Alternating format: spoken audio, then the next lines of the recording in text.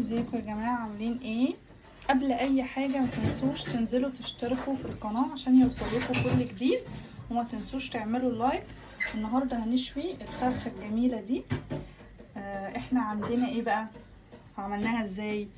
فرمنا بصله، وبعد كده حطينا فلفل اسود، وحطينا ملح، وحطينا جوز الطيب، وكمان جنزبيل. الجنزبيل حلو جدا ومفيد. جنزبيل اللي هو باودر، ومفيد جدا حقيقي لكل حاجه في الجسم. وحطيت كمان جوز الطيب زي ما قلت لكم، وحطيت توابل فراخ اللي احنا بنشتريها من عند العطار زي ما انتوا شايفين اهو. وبعد ما نخلص هنسيبها كده، احنا خلصنا خلاص. هنسيبها كده شويه، هنسيبها 10 دقايق او ممكن عادي تسيبها ساعتين، مفيش مشكله برضو. ونبتدي بقى مرحله ايه؟ الشوي. يعني مفيش مشكله لو انت محضره الفحم وكل حاجه تشوي على طول، او لو انت لسه هتحضري وتشتغلي بعديها ساعتين مفيش مشكله. زي ما انتوا شايفين ابتدينا نولع الفحم اهو. هو والع بس هو مش باين. وهنحط الفراخ دلوقتي وهنجيلكوا تاني. ما تنسوش تشتركوا في القناه عشان يوصلكوا كل جديد. انزل تحت ودوس على كلمه اشتراك.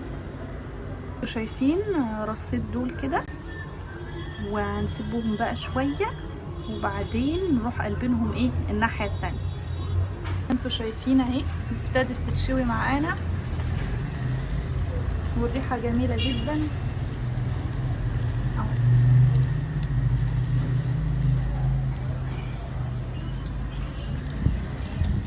شايفين اهي الفراخ بعد ما طلعت اهي، شكلها جميل جدا حقيقي.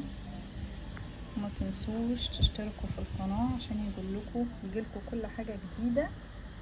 هتلاقوا زرار تحت عليه كلمة اشتراك، اشتركوا واعملوا لايك. ما تنسوش تعملوا لايك عشان تشجعونا. شكرا ليكوا لو وصلتوا لاخر الفيديو. اهي شكلها جميل جميل جميل جميل اهي. كتري كل سلطة كمان والطحينة بتاعتنا.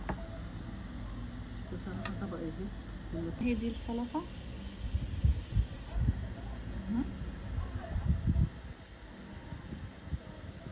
ودي الطحينة، وهي دي الفراخ تاني برضو اهي.